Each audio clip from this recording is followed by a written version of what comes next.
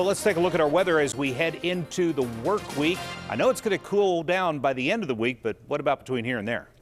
Well, we still have one more really muggy day tomorrow, temperatures in the mid-80s, and then some big changes as both a cold front and then the remnants of Ida, which could be a super soaker for us on Wednesday. All of those push through. First off, we have a cold front that is knocking on the door. We had that first round of convection that pushed through early today. Now we've been in kind of a dry mode this evening. Couple of showers starting to move through portions of northern Indiana, southern Jefferson counties. And then up to the northwest, we have some thunderstorm activity that is popping up ahead of this advancing cold front. This has dropped down through southern lower Michigan, northwest Ohio throughout the early afternoon and the evening. Look at all of those lightning strikes, and all of this is pushing to the south and southeast. So it'll be headed through our area overnight tonight. Not looking at anything severe for us, but we could hear a couple of rumbles of thunder and we could see more rain between now and the morning.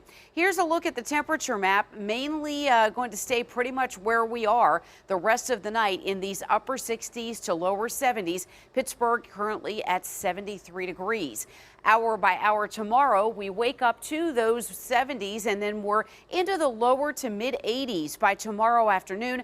1 or 2 degrees cooler than where we were today. Not quite as much sunshine as we start the first half of the day with moisture from that front approaching. So here's the latest on Hurricane Ida. Still very dangerous storm here, dumping just almost a foot of rain or more on portions of Louisiana, and now down to a Category 2. So winds still higher than 100 miles per hour across much of this area. And then as these remnants track north through Mississippi tomorrow, there's Jackson, and then tomorrow night starts to take a hard right-hand turn as it gets caught up in that front that's pushing down through the area. That front's going to stall out and sort of push the moisture down to the south and east through central and southern West Virginia, but we will still get a lot of rain from this. The question is how much? Well, FUTURECAST brings these showers and a few rumbles of thunder from that front in here overnight. Tomorrow morning, a few showers, and then when the front actually comes in and stalls out tomorrow afternoon,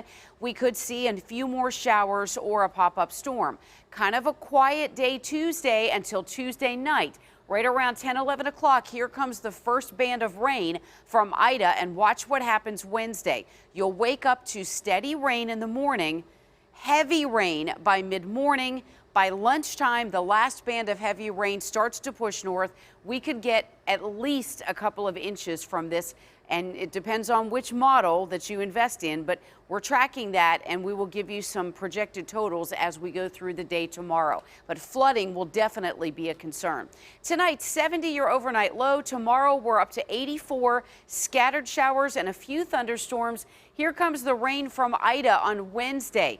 Potential flooding, low 70s, and then sunny, dry, and beautiful all the way through the Labor Day weekend with a high of 80 starting Saturday.